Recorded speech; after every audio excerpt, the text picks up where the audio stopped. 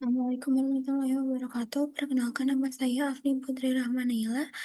Saya dari kelas AB 4908, NIM saya 10404250022. Di sini saya akan menjelaskan mengenai tugas besar saya yang diberikan oleh dosen mata kuliah aplikasi pemrograman. Di sini saya akan menjelaskan tugas besar satu terlebih dahulu. Pertama, di sini ada kolom NIM atau kolom N. Di sini saya diperintahkan untuk menginput NIM saya. Selanjutnya pada kolom O, saya diperintahkan untuk eh, mengambil 3 angka terakhir dari NIM saya, yaitu 252, lalu membaginya dengan 100 untuk mendapatkan nilai faktor sebesar 2,52. Nilai ini sama untuk semua baris karena NIM-nya sama.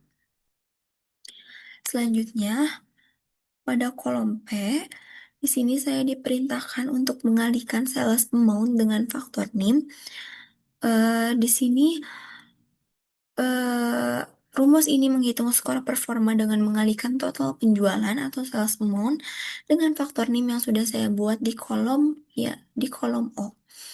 Selanjutnya pada kolom Q atau kategori performance, saya menggunakan rumus ini, artinya jika skor performa lebih dari atau sama dengan 5.000, maka hasilnya excellent. Jika di atas 3.000, maka hasilnya good.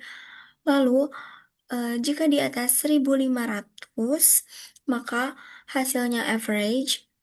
Dan jika di bawahnya, maka hasilnya below average. Selanjutnya pada kolom R atau profit per unit, di sini saya menggunakan rumus ini yang artinya rumus ini menghitung keuntungan per unit produk dengan cara mengurangi harga jual atau unit price dengan unit cost.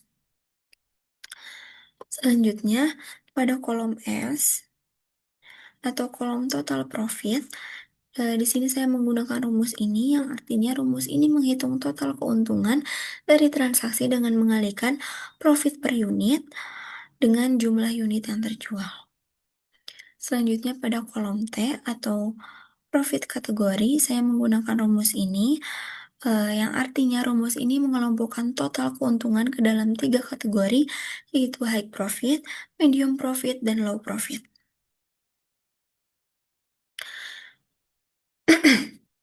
Selanjutnya, pada kolom U atau diskon kategori, menggunakan rumus ini. Pada rumus ini artinya mengelompokkan tingkat diskon ke dalam 4 kategori, yaitu no discount, lalu low discount, medium discount, dan high discount. Yang dimana no discount jika nilainya 0, lalu low, medium, atau high discount tergantung besar diskonnya seperti ini. Selanjutnya pada kolom V atau sales priority, di sini saya menggunakan rumus if,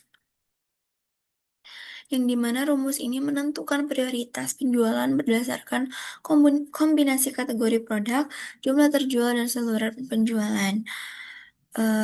Hasilnya dibagi menjadi 4 tingkat prioritas, yaitu prioritas A, B, C, dan D. Selanjutnya pada kolom W, di sini saya atau kolom bonus amount. Di sini saya menggunakan rumus if juga. Pada rumus ini, artinya rumus ini menghitung bonus berdasarkan kombinasi kategori performa, tipe langganan, metode pembayaran, dan kategori profit. Semakin bagus performa dan profitnya, maka semakin besar persentase dan bonusnya, mulai dari 15% untuk performa terbaik hingga 1% untuk yang paling rendah. Selanjutnya saya akan menjelaskan tugas 2 yang sudah diinstruksikan oleh dosen. Yang pertama, pada bagian kolom negara atau kolom B. Di sini saya menggunakan rumus lookup. Rumus ini berfungsi untuk mengambil 2 huruf pertama dari kode transaksi di kolom A menggunakan fungsi left. 2 huruf tersebut digunakan untuk mencari nama negara yang sesuai di tabel referensi. Menggunakan fungsi lookup dan hasilnya ditampilkan di kolom negara. Selanjutnya pada kolom C atau kolom produk, Di sini ada fungsi mid. Pada fungsi mid ini, fungsi mid ini mengambil 3 karakter di tengah kode transaksi, eh, lalu hasilnya dicocokkan dengan tabel referensi yang telah saya tunjukkan tadi. Tabel referensi produk agar Excel bisa menampilkan nama produk yang sesuai. Selanjutnya pada kolom segmen atau kolom D, di sini juga saya menggunakan rumus VLOOKUP. Rumus ini mengambil satu karakter terakhir dari kode transaksi eh, dengan fungsi write, lalu mencari segmen pasar yang sesuai dari tabel referensi yang telah saya tunjukkan tadi. Selanjutnya, pada kolom harga barang, di sini saya menggunakan rumus VLOOKUP juga. Rumus ini hampir sama seperti produk, tapi mengambil data harga dari tabel harga barang di kolom ketiga. Selanjutnya, ada kolom penjualan atau kolom H. Di sini saya menggunakan rumus ini. Rumus ini tuh untuk menghitung total nilai penjualan dengan cara mengalihkan jumlah barang dengan harga barang lalu dikalikan dengan diskon sebesar 2% yang saya dapatkan dari digit terakhir NIM saya yaitu 2. Dengan kombinasi rumus-rumus ini saya bisa mendapatkan hasil perhitungan otomatis untuk setiap baris data penjualan sesuai dengan instruksi tugas.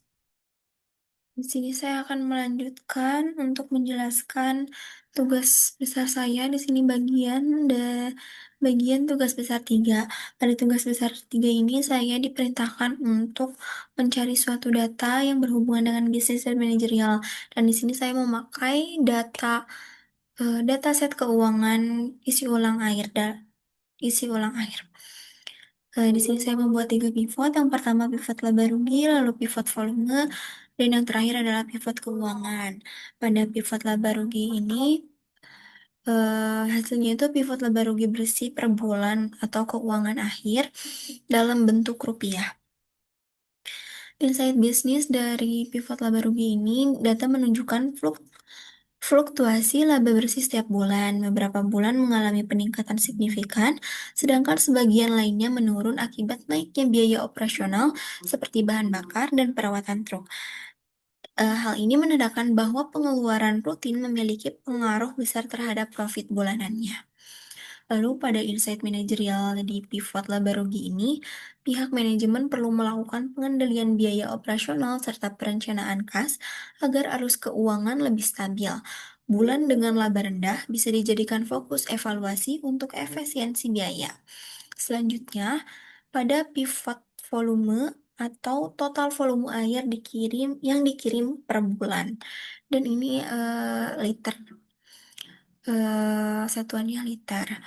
Insight bisnis pada total volume air ini, volume air yang dikirim cenderung meningkat di bulan-bulan tertentu, menandakan adanya pola musiman permintaan pelanggan. Pada hal ini membuka peluang bisnis untuk memaksimalkan pendapatan di periode permintaan tinggi.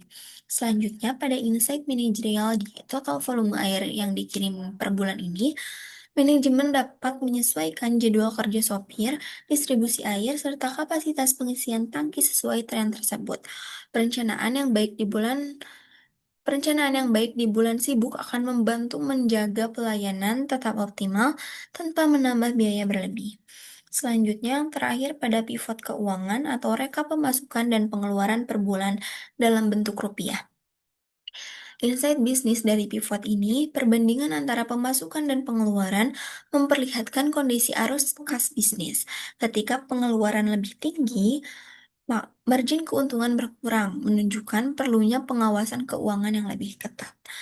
Insight manajerial dari pivot ini, data ini dapat digunakan untuk menentukan kebijakan anggaran, misalnya menunda pembelian peralatan